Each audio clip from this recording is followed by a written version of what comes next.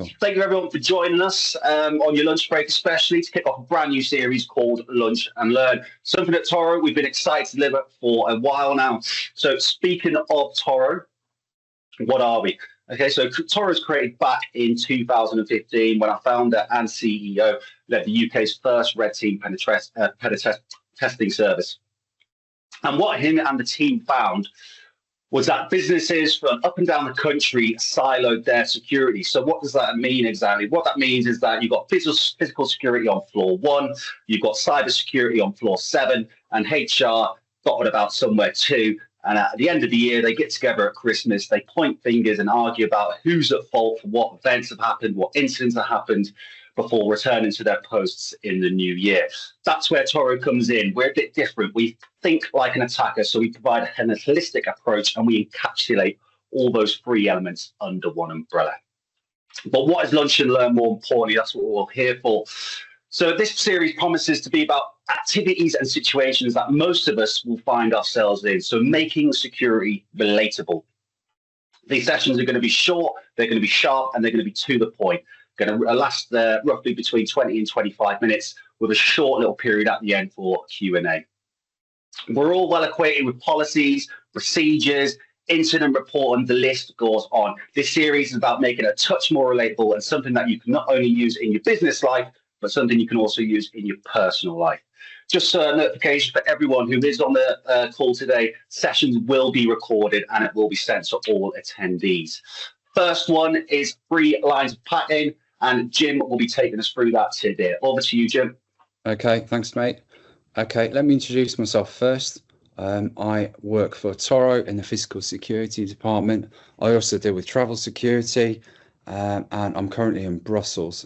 We tested the Wi-Fi this morning. If it all goes wrong, the head of physical security is going to punch in behind me, and I'm going to go and get some lunch. There's a lot of familiar faces on here. I can't see your face, I can just see some names, so thank you very much for joining us. I like training that is relatable, as Connor said. So what I want is to give you something that you can take away and not just use for your business, but use when you travel with your family as well. So what are the aims of this session? I'm going to introduce the concept of 3 lines of packing. All right, that's going to make you more resilient when you travel, and it's going to just make it you're a lot more able to withstand events that are unexpected. You can all read. I'm not going to talk through those points. Okay, so look, what do I mean by the 3 lines of packing? Okay, so when we're traveling, okay, if you are fortunate to include hold luggage with your business, you're going to have things that you carry on your person, in your pockets, in your jacket. There are things that you're going to be in your grip bag, your handbag, your rucksack, whatever you take as carry-on. And then there's going to be items that you place in the hold luggage. Okay, some people's companies will have different policies on what you can and cannot carry in your hold luggage. So it might be frowned upon if you put your laptop in your hold luggage. I know I wouldn't like to be on the receiving end of the conversation with my boss having chosen to put my laptop in hold luggage. So we're going to split them down into those 3 things. Things that you're going to be carrying on your person, things that you're going to have in your grip bag, and things that are going to be in your hold luggage.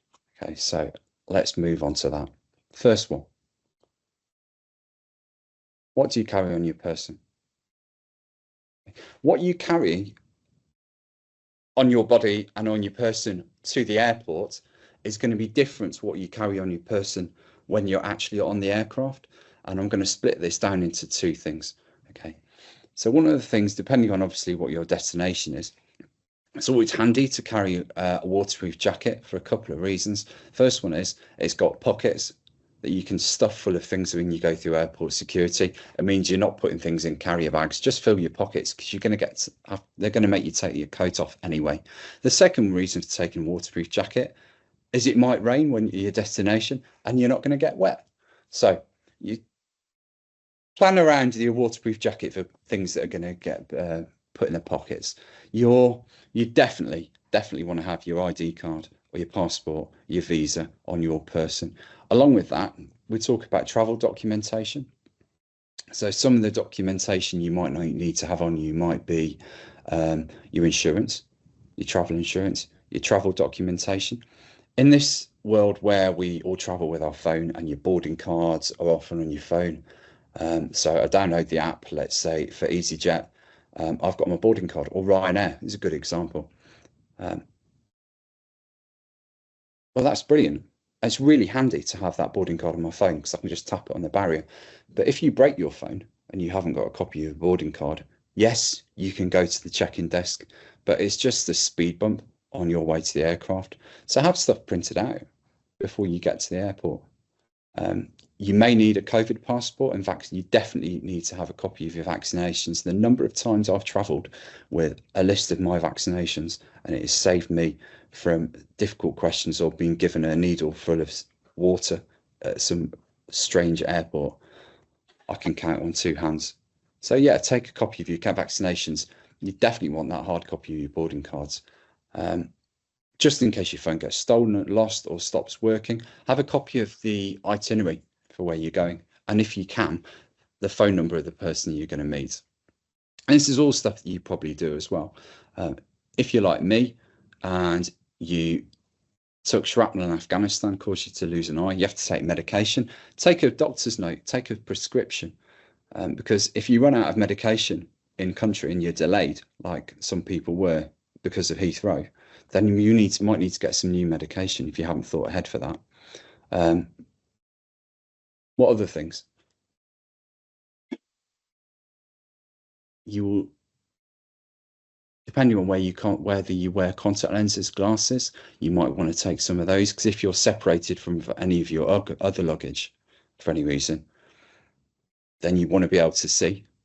For me, that's a massive problem. Definitely want to be carrying some cash, a notebook and pen. Okay, I'm a bit flippant. I like to take a colouring book. Okay, I like to take a colouring book for a couple of reasons. First things, I can write notes in it if I need to. Secondly, if you're practicing mindfulness, it gives you something to colour in. Okay, if I need to curry favour with a difficult child somewhere, I can give them a colouring book. Colouring book's really useful. Okay, so yeah, just swallow your pride. Don't take your moleskin, take a little colouring book with you. All your charging stuff probably wants to be on your person. You definitely want a USB battery pack, and I think that's probably high on most people's priorities. I have a real hatred for rechargeable watches as well, because if you've got an Apple Watch, that's fantastic. You know how many emails you need to read. But once that watch loses charge, you can't tell the time anymore. Yeah, I've got my phone. You have, but your phone's only got a finite amount of charge too, hasn't it? So why not just travel with a watch that doesn't need charging like we used to years ago? Or even better, one that you just wind up. Depending on what part of the world you're traveling to, you might want to take cough sweets or a face mask. If you're going to be sat in that aircraft for a long time, the last thing you want is to be in immigration at your destination, hacking like an old sheep and getting pulled because they think you've got some sort of infectious disease. So those are the things you want to keep on your person. Now, of those things, I'm going to distill those down. So we're on the aircraft. I've taken my jacket off, okay, and I'm sitting in my seat. Things that I most definitely want to have in my pocket, my passport. Okay, the last thing you want, having experienced it, is the emergency slides to go and disembark that aircraft and your passport is in your jacket, which you just put in the top bunk. Okay, because the last thing you need to be doing is fetching your jacket down because your passport's in it. You need to be off that aircraft as fast as possible. If your passport's in your pocket, you don't need to worry about that. All those travel documentations, because if that aircraft goes up in flames with your passport on it, that's a massive problem for you. I've talked about contact lenses. For me, I can imagine that's a big thing. I like to have one in my pocket because if I rub my eye without thinking and the lens flops out, then I know they clean the aircraft between flights, but I don't really want to be putting a dirty contact lens that's been on the floor for 15 years and picked up grot back in my eye. Okay, because I'm probably just going to pick up an infection. So loads of this stuff. I mean, it's up to you, but the thing I'd most definitely recommend you do keep on your body at all times when you're in the aircraft. And actually, mine's in my pocket now. Is your passport. I don't trust hotel safes, but that's a whole different topic, Connor, isn't it? Yeah, certainly is something we'll touch on later in the year. And where everyone's got an opinion on where to keep your passport in a hotel anyway. Okay, so that's the things that I'm going to carry on the person. Really, it's stuff that you need immediately. Yeah, it's easy for me to say immediately to hand. Okay. So now I'm going to move on to your carry-on. Your carry-on, be it a little suitcase, be it a grip bag, a North Face bag, or if you're carrying a handbag, your carry-on.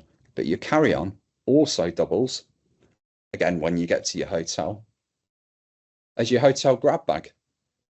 Okay, you can call it what you like. We used to call them bomb bags. It's not very politically correct anymore, so we like to refer to them as a grab bag. A bag that you can grab, which has got everything inside it that you need to get back to the UK or survive for maybe 5 to 7 days. Okay. So the remainder of your documentation, anything you won't need immediately to hand. So if you're carrying equipment that needs a carnet, sensitive documents, okay, or maybe some more backup, your itinerary for the entire week, you might want to keep that in your grab bag. Okay, so you can't carry everything on your person. In that bag, if you're taking any medication, you probably want to take at least a week's worth of medication inside that grab bag. Okay. And this is the bag that you've either got in the top bunk of the aircraft or at the bottom of your bed in the hotel, that you can just take that if there's a fire and run out with it. So you've got at least a week's worth of medication. I keep banging on about contact lenses and glasses, but for obvious reasons, you want enough in there so you don't have to run around looking for stuff. Definitely sun cream. I'm sticking on medication, but I class sun cream as medication. Keep your medication, your sunscreen in that grab bag, because again, if you're stood on the airport at Djibouti and you've been disembarked, you sat on the tarmac for 8 to 10 hours, you probably want to find some shade or put some sunscreen on. Diarrhea medication. If you're not carrying it in your pocket and it's not in your waterproof jacket, then it most definitely needs to be accessible, because it's one of those things that you're going to need immediately. Okay? Yeah. You can get the ones you don't have to take with water, the ones that dissolve on your tongue. Okay? Keep them on you all the time. Okay, I like them to keep some strapped to my notebook, because you just never know when you're going to need them. If you take antiemetics, so anti-sickness pills as well, okay, if you get travel sick, okay, you don't want to be presenting at immigration looking green behind the gills, because they're going to look at you and think, that guy, we don't want to let him into our country because he just looks sick. Other things that you might want in your bag, ideally, a sealed bottle of water, one that you've probably bought as you've gone through airport security, if you're able to. I like to buy fizzy water, not because I'm precious or anything like that, but I like fizzy water because I know that if the seal has been broken, it ain't fizzy anymore. They can't put their fizz back. So if you're only drinking fizzy water, you know that it's got a sealed cap. Okay. So I like to keep a bottle of water in there too. You've got your wallet in your pocket. Any currency that you're not carrying on your person, you probably should be carrying on your person. But if you choose to keep it in your grab bag, okay, particularly if you're using that bag in your hotel, everyone knows the value of a US dollar. It's getting to the point where people will take euros as well, but you can go anywhere in the world and give someone $10 and they'll be pleased to have it. The reason I talk about cash is because if it all goes wrong in the country, if there's a power cut, they might not be able to take cards. Okay, and we are becoming very reliant on the ability to use cards. So take cash with you. Find out what the correct currency is and take that. If you can't get it, and a lot of currencies can't be bought outside the country you're traveling to, like Georgia, you can't get the currency outside Georgia. Kazakhstan, same problem. Just take US dollars. Keep a load of it in your grab bag, just in case. If you need to, if it depends on what part of the world you're traveling to. If you're traveling to Disney World on holiday, keep your dollars in your grab bag, keep your dollars in your pocket. If you're traveling to Somalia, okay, and you suddenly have to buy fuel, then you've got cash, because no one's going to be taking a card there. It's all done on mobile phones, transferring money between people. So take that cash with you. You won't regret it. Particular amount you would recommend? Sorry, mate. Is there any particular amount you'd recommend to have in that grab bag? So $50, $70, is there a round sort of number that you would advise to take? To be honest, I wouldn't advise on a particular number because it all depends on the place you're traveling to. And $100 is a nice round figure, isn't it? Yeah. But taking it, people can get excited about old bills. So if you're like me and you've got like $600 in your house, which you've had for like 10, 15 years, it might be worth exchanging them for some new notes because people are much more likely to take new notes than they are tatty old ones. Also in that grab bag, your phone's going to be in your pocket.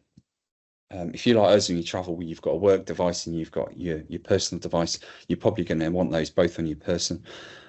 But it's worth having a secondary form of communication. Again, it depends what part of the world you're going to.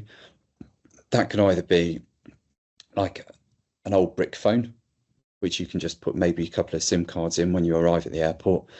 It might be a satellite phone, depending again where you're traveling. If you've got a sat phone, you probably are going to need a carnet for it, depending on where you go to. It might be something so simple as a radio, like a VHF radio, if that's your form of communication you're going to be using in country, or even a whistle.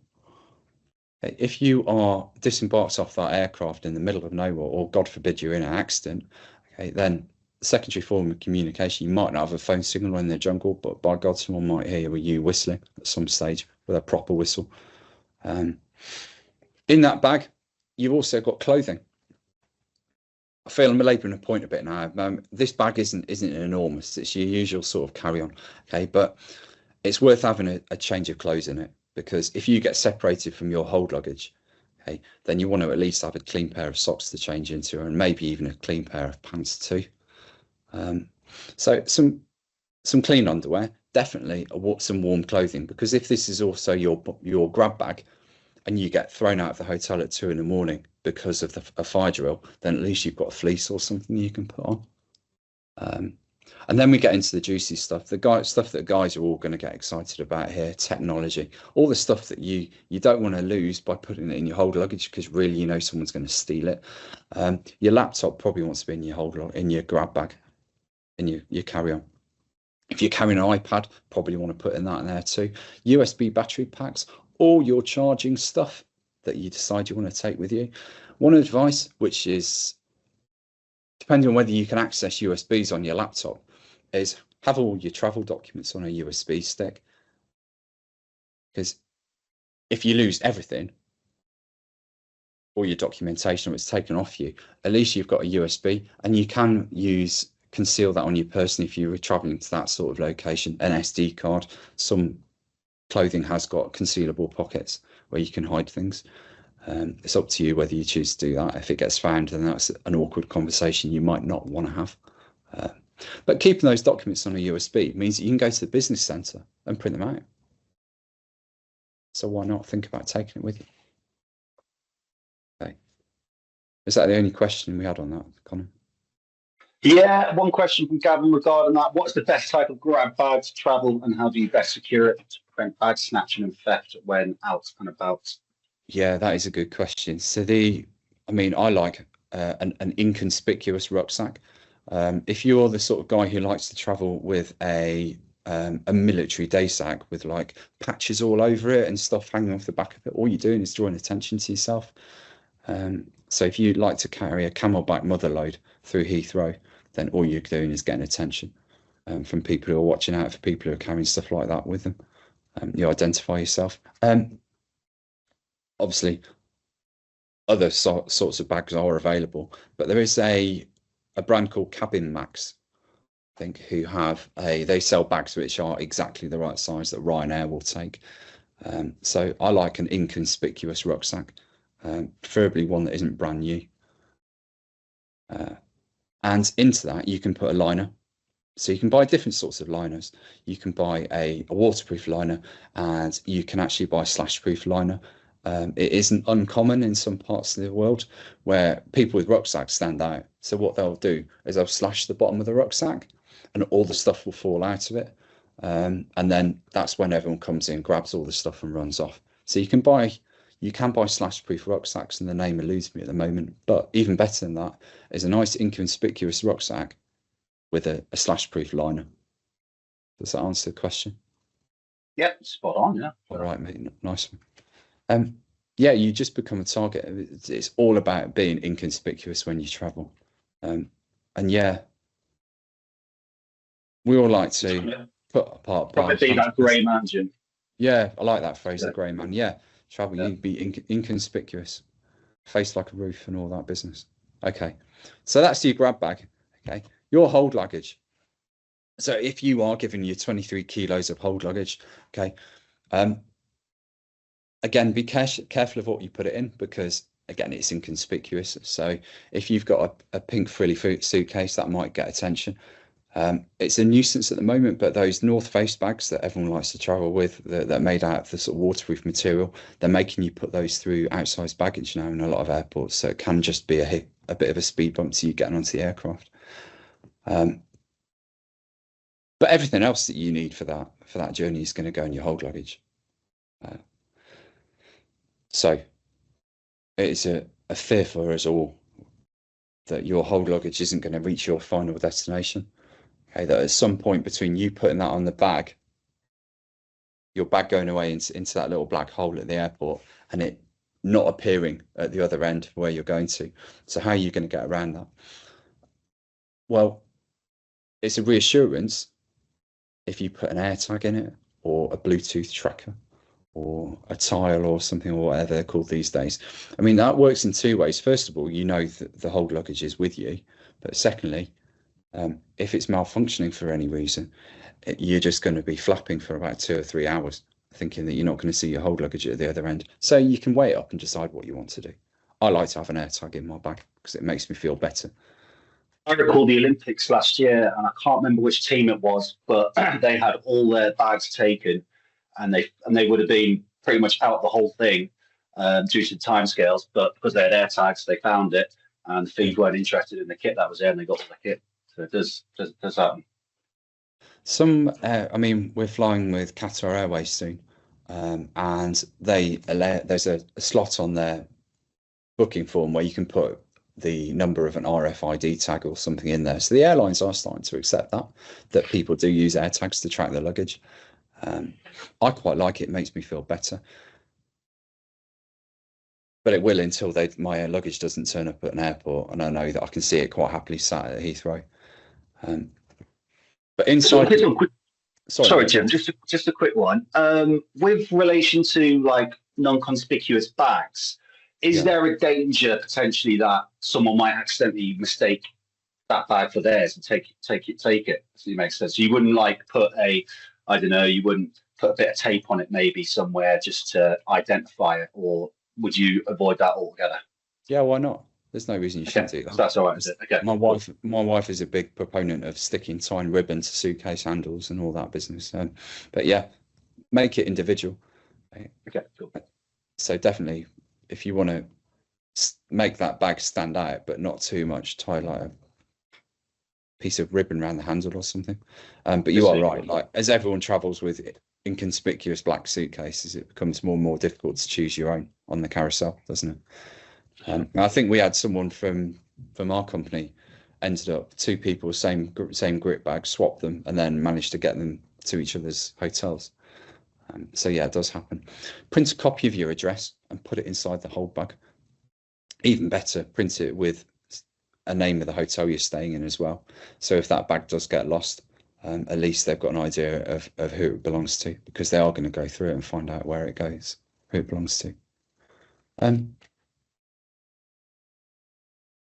But yeah, that's it. I mean, if the key takeaways I'd take from that is, yeah, dump everything else in your hold luggage that you don't mind getting stolen, because the chances are it will be. Make sure it's locked before it goes in there. Use a TSA compatible lock. At least then they can open it. And anything to deter someone from just going into that bag. And anything valuable, try and avoid putting it in your hold luggage. That's been a bit of a whistle stop one. I think I've just got enough time for questions. Connor, you've got a question already, haven't you? You put a couple. Yeah, I've got I've got a few questions, so if there's anyone in the audience got any questions, please send them in. First one I actually was interested about is if, let's say, I'm traveling, somewhere in, let's just say Europe, somewhere in Europe. Tickets are bought, bags are packed. I'm looking forward to going. There's a couple of days before I go to the airport. Is there any sort of apps or websites that I can use to just get an understanding of, the general climate in that country? So like the culture, the do's, the don'ts, go here, don't go there, sort of thing. Does that make sense? Yeah, it does. I'll definitely look at the RFCDO website for travel advice, because your insurance is linked to what our Foreign Office say. The Aussie FCDO website is really good. And if you're traveling to anywhere that's got American interests, then the State Department site is really handy. But I'd start on our FCDO, and secondly, I'll go to the Aussie one, which is really good for travel advice. Yeah, Aussie's definitely one. The Aussie one is it's also a lot more colourful and appeals to people like me. And me. One from the audience. Question for your items on the person. Would you advise the use of a lanyard to secure your phone, or does this draw attention to the item? Also, if you're carrying medication, will you need a note from your doctor? Yeah, if you're traveling with medication, it doesn't hurt to have a prescription as well, for two reasons. First one is it says it proves that the medication you're carrying is for you. You could always keep it in the original box. Like I'm in Brussels. I didn't bring the box for it because I'm a bit complacent, but I've got the prescription. But really, if you're traveling, you probably should carry the box. It does depend a lot on what country you're traveling to as well. Lanyards on your phone, I think, does it attract attention to you? Probably not. Depends where it's tied to, doesn't it? I suppose. Yeah, I suppose. Yeah, if it's a decent, I suppose you put it. Grab it. I mean, wearing your phone, your £1,100 iPhone around your neck, with just secured by a little piece of cord, then the chances are someone is going to just have that off you at some stage with a pair of scissors or a knife, and you're just drawing attention to the fact you've got an expensive item on you. I mean, it's an accepted reality that everyone has got a phone on them, and anyone who tells a thief who's trying to rob them that they haven't got a phone on them is just outright lying. Speaking of phones, actually, I know that there's a medical ID option that you mentioned when I went through the training. Just for people who've got families, kids, whatever, and like how easy it is to lose your phone these days. Would you advise having that medical ID up there, so in the event something unfortunate does happen, someone can get that phone straight away? They know who to speak to, any medical conditions. Would you advise on that? Because I know a lot of people don't actually use it, do they? Yeah, a lot of people don't use it. I mean, if you've got an exciting medical history like me, it's one of those things that I would recommend. It doesn't hurt to have, like, if you don't want to put your entire medical history on it, it's got your emergency contacts on it. So if you are carrying like a medical alert tag, if you've got epilepsy or you've got some condition like diabetes, something that requires you to take medication, then ideally you travel with a medical tag. Failing that, stick it on your phone, because chances are it's going to be in your pocket if you get hit by a bus. And the paramedics all over Europe and all over most of the world will go straight to your phone, unlock it, and open up the medical details. So yeah, I would encourage everyone to do that, and put as much or as little as you feel you're comfortable with sharing on it. Right. Okay. So you don't have to have everything on there. Just whatever you feel is comfortable, whatever you feel is necessary. Yeah, like key stuff. Like if an MRI scan is going to kill you, then you probably want to include that. If you are allergic to penicillin, that's a big one. Make sure that goes on there. Well, appreciate the time, Jim. I know that just about run over. Again, thank you for everyone tuning in. There is a link in the chat for the next one, which will be Transit Hub travel tips. So best everything to going to work, the bus stops, the train stations. We'll touch on airport security again, but it's going to be a really good session. Also for me, we still haven't decided on a topic, so the floor is open. If there's any suggestions that people would like to listen about or talk about, please submit them in or send them in, and we'll put something together. But yeah, Jim, thank you very much, and thank you to everyone for tuning You're in. welcome. Thank you very I'm much. just going to add something, mate, that just occurred Yep. to me. Headphones. Traveling with noise cancelling headphones on a aircraft is fabulous. Okay, but as soon as you're off there, all they do is they reduce your situation awareness, put yourself a set of blinkers on. Also, someone can just, because they're not corded these days, someone can just steal them off your head and run away with it. You've lost the £400 set of headphones. Sorry, that's a bugbear at the moment with situational awareness training we're doing and the behavioural detection is people with headphones. Sit all the time in London, people walking around on the phone, earplugs on or eardeafs on. Yeah, I wouldn't be doing it. But that's probably something else we could do as a webinar. Listen, I'm going to put the feedback slide up, guys. It's an opportunity to request more information. The QR code is not a trick. If you enjoyed this lunch and learn session, my name is Jim. If you didn't, my name is Connor. Okay, and if you could fill that in for me, that would be fantastic. Okay, thank you very much, everyone. Brilliant. Thanks, everyone, for tuning in.